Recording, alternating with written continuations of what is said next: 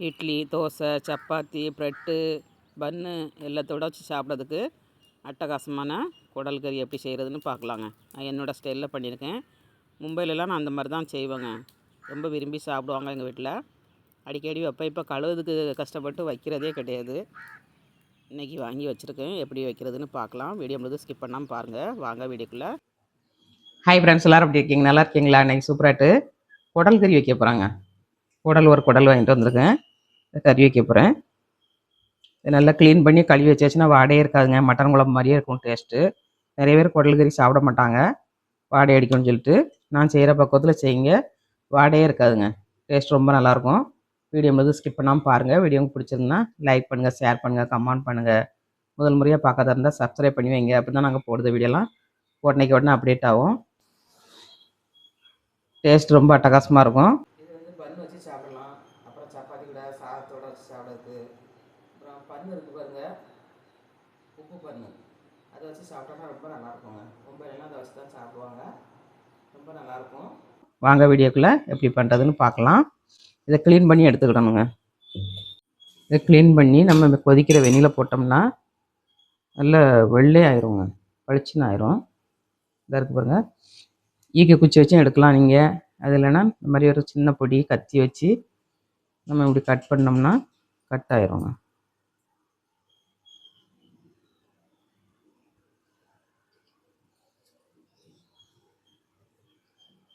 இந்த மாதிரி ரெண்டாக கீரி எடுக்கணும். கீரி எடுத்திங்கன்னா நல்ல ஒயிட் ஆயிருங்க உங்களுக்கு.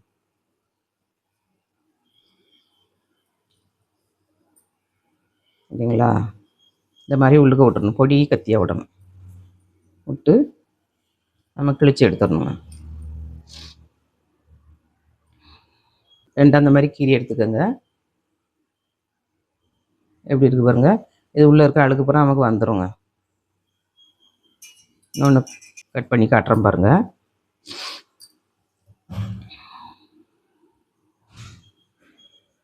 கொதிக்கிற வெந்நில நம்ம போட்டு வச்சோம்னா நல்லா க்ளீன் ஆயிருங்க.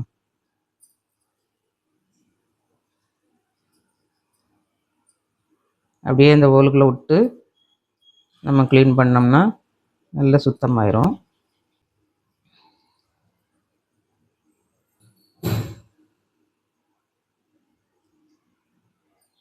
இந்த மாதிரி விட்டு எடுத்துக்கணுங்க நம்ம. ஓகேங்களா? நல்லா கீறிட்டு போங்க. நல்லா இந்த மாதிரி கிழிச்சு எடுத்துக்கணுங்க. வெந்நியை கொதிக்க வச்சு வெந்நியை ஊற்றிக்கலாம்ல.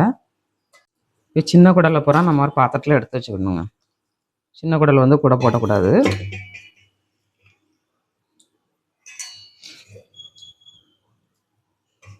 ரெண்டாக கட் பண்ணி நம்ம உள்ளே போட்டுடலாம். சின்ன குடல் வந்து ஃபஸ்ட்டு பெருசில் வந்து நம்ம வெந்நியை ஊற்றிடணுங்க. வெந்நியை ஊற்றிட்டு அது நல்லா ஊறிக்கிட்டு இருக்க நேரத்தில் நம்ம ஒன்றா ஊறி நம்ம அதில் போட்டோம்னா சீக்கிரம் வேலை முடிஞ்சிருங்க. இந்த பெரிய குடலில் நம்ம வெந்நி ஊற்றிக்கிடலாம். தண்ணி நல்லா கொதிக்க ஆரம்பிச்சிருச்சுங்க. நம்ம இப்போ இதை வந்து குடலில் ஊற்றிக்கிடலாம். இந்த மாதிரி நல்லா தரன்னு கொதிக்கணும். கொதிச்சா தான் உங்களுக்கு வந்து நல்லா ஒயிட் ஆயிருங்க. மயில் கூப்பிடுது பாருங்கள். வீட்டுக்கு பின்னாடி மயில் வரும் எங்களுக்கு. சத்தங்க இருக்கு பாருங்கள். காலையிலேயே கூட்டு கிடக்கு. இந்த அளவுக்கு கொதிச்சா போதுங்க. அடுப்பை ஆஃப் பண்ணிவிட்டு நம்ம வெந்நி அதில் ஊற்றிடலாம்.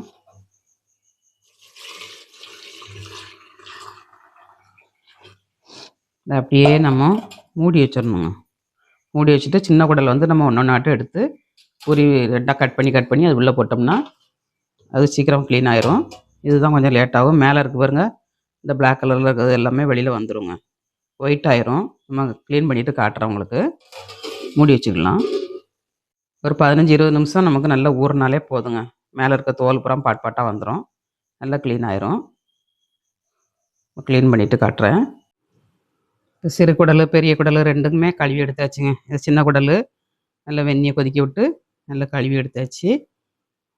இந்த மாதிரி கழுவுனீங்கன்னா வாடையே இருக்காதுங்க. அதே மாதிரி பெரிய குடலையும் கழுவி எடுத்தாச்சுங்க. எவ்வளோ ஒயிட்டாக வந்துருச்சு பாருங்கள். இந்த மாதிரி ஒயிட்டாக வரணுங்க. வெந்நியில் கழுவுனோன்னா மேலே இருக்கிறதெல்லாம் போயிட்டு பாருங்கள். இந்த மாதிரி க்ளீன் பண்ணி எடுத்துக்கோங்க. குக்கரில் வச்சு நம்ம அவிச்சு எடுத்துக்கலாம். குக்கரில் போட்டு நம்ம வேக வச்சுக்கலாம். தண்ணி நிறைய ஊற்றக்கூடாது. ஒரு அரை டம்ளர் ஊற்றினா போகிறோங்க. இதை மூடி வச்சு நம்ம வேக வச்சு எடுத்துக்கலாம். போட்டு நம்ம நல்லா வேக வச்சு எடுத்துக்கலாம். இப்போ மூடி வச்சுக்கலாம். ஒரு 5 விசில் வேக வச்சு எடுத்துக்கலாம். அடுப்பு ஆன் பண்ணியாச்சு. ஒரு 5 விசில் விடட்டும். ஓப்பன் பண்ணிடலாம். குடல் நல்லா வெந்துருச்சுங்க. ஏரும் இறங்கிருச்சு. நம்ம ஓப்பன் பண்ணி எடுத்துக்கலாம். சூப்பராக வந்துருச்சு பாருங்க. நல்லா வெந்துருச்சுங்க. இப்போ ஆற வச்சுக்கலாம். ஒரு பாத்திரத்தில் எடுத்து ஆற வச்சு நம்ம பொடிசாக கட் பண்ணி எடுக்கணுங்க.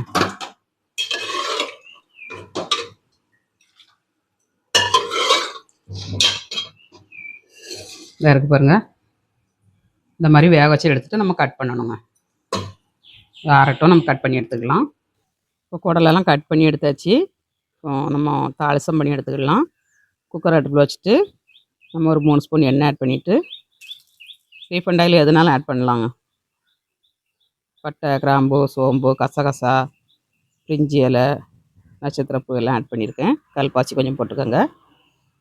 இது கொஞ்சம் பொரிஞ்சதும் பெரிய வெங்காயமாக ஒரு வெங்காயங்க, இதையும் போட்டு நல்லா வதக்கிக்கோங்க.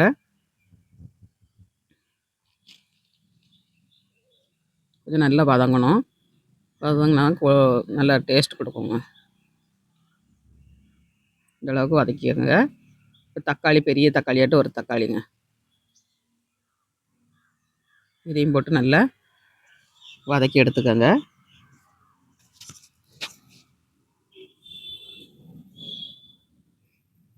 எந்த அளவுக்கு மசாலா, தக்காளி, வெங்காயம்லாம் வதங்கி வருதோ அந்த அளவுக்கு டேஸ்ட் கொடுக்குங்க குடல் கறி வந்து. இப்போ இஞ்சி பூண்டு பேஸ்ட்டு 1 ஸ்பூன்,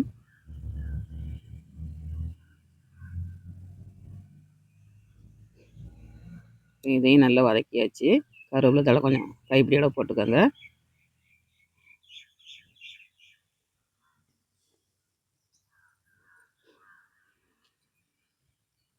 எல்லாமே நல்லா வதங்கிருச்சுங்க.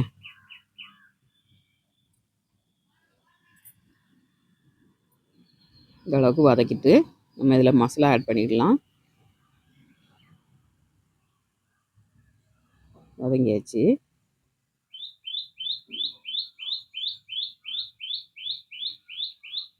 நம்ம அடுத்தாலையும் குக்கரில் 2 விசில் விட போகிறோம். அதனால அந்த அளவுக்கு வதக்கி எடுத்துருக்கோங்க. மட்டன் மசாலா ஒரு 3 ஸ்பூன் போட்டிருக்கேன். மட்டன் மசாலா இருந்ததுன்னா ஒரு 3 ஸ்பூன் போடுங்க, டேஸ்ட்டாக இருக்கும். அப்புறம் வரமல்லி தூள் 2 ஸ்பூன், வரமிளகாத்தூள் 1 ஸ்பூன், மஞ்சள் தூள் 1/2 ஸ்பூன் எல்லாம் போட்டு நல்லா பச்சை வடை பொதுலையும் ஃப்ரை பண்ணிக்கோங்க. நல்லா ஃப்ரை பண்ணியாச்சு. இப்போ தேங்காய்ங்க, ஒரு 4-5 ஸ்பூன் தேங்காய் போட்டு அரைச்சி வச்சுருக்கேன். தேங்காய் வந்து ஆப்ஷன் தான், தேங்காய் இல்லாமலும் நீங்கள் பண்ணலாம். நான் இட்லிக்கு, தோசைக்கு எடுக்கிறனால கொஞ்சம் தேங்காய் ஆட் பண்ணியிருக்கேன். தேங்காய் போடாமல் பண்ணாலும் டேஸ்ட் ரொம்ப நல்லாயிருக்கும். இதே மசாலா போட்டு பண்ணிங்கன்னா. இப்போ மசாலாவை நல்லா ஊற்றியாச்சு. குடலை வந்து நம்ம கட் பண்ணி வச்சுருக்க பாருங்க, அதை ஆட் பண்ணிடலாம். குடலை வச்சு தண்ணி வந்து நம்ம எடுத்து வச்சுக்கிடணும். நமக்கு குடிக்கிறதா இருந்தால் குடிச்சிக்கலாம், இல்லாட்டா நம்ம இதிலே ஊற்றிடலாங்க.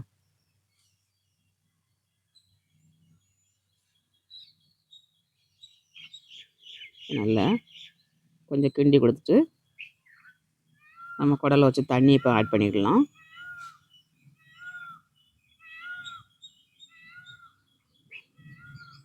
ஆட் பண்ணியாச்சுங்க. குடலை வச்சு தண்ணி இங்கே அதிலே ஆட் பண்ணேன்னா அந்த டேஸ்ட் நல்லாயிருக்கும். குழம்பு வந்து கிரேவி ஆட்டம் தான் பண்ணியிருக்கேன். குழம்பா வச்சா நல்லா இருக்காதுங்க. இந்த மாதிரி கிரேவி மாதிரி பண்ணக்க சப்பாத்தி, ப்ரெட்டு, தோசை, இட்லி எல்லாத்துக்கும் சாப்பிடலாம். உப்பு ஆட் பண்ணியாச்சு. லாஸ்ட்டில் கொஞ்சம் மல்லித்தழை தூவி நம்ம கிண்டி கொடுத்துட்டு மூடி வச்சு ஒரு 2 விசில் விட்டுக்கணுங்க. 2 விசில் விட்டிங்கன்னா நல்லா இஞ்சி மாதிரி நல்லா பூவாக அவிஞ்சிரும். ஏற்கனவே நம்ம வேக வச்சு தான் எடுத்துருக்கோம். அதனால் 2 விசில் விட்டால் போதும். நீங்கள் வேக வைக்காமல் விட்டிங்கன்னா ஒரு 6 விசில் 7 விசில் விட்டுக்கோங்க. நல்லா பிஞ்சி குடல்னாக்கே உங்களுக்கு 5 விசில் போதுங்க. நல்லா வெந்துருச்சு பாருங்கள். பார்க்கலே எவ்வளோ எம்மியாக இருக்குது பாருங்கள். இந்த அளவுக்கு டேஸ்டாட்டு பண்ணியாச்சுங்க. இப்போ இட்லியோட வச்சு நம்ம சாப்பிட்டுக்கலாம். காலைல இட்லிக்கு தான் நான் பண்ணியிருக்கேன். சூப்பராக இருக்கும் இட்லியோட வச்சு சாப்பிட்றதுக்கு. தோசையோட வச்சு சாப்பிட்லாம். நீங்கள் சாப்பிட்டு பார்க்கலாம். சூப்பராகிட்டு குடல் கறி வச்சாச்சுங்க. இந்த மாதிரி பக்குவத்தில் பண்ணிங்கன்னா இட்லிக்கு, தோசைக்கு, சப்பாத்திக்கு எல்லாத்துக்கும் வச்சு சாப்பிடலாம். டேஸ்ட் அட்டகாசமாக இருக்கும். சாப்பிட்டு பார்க்கலாம்.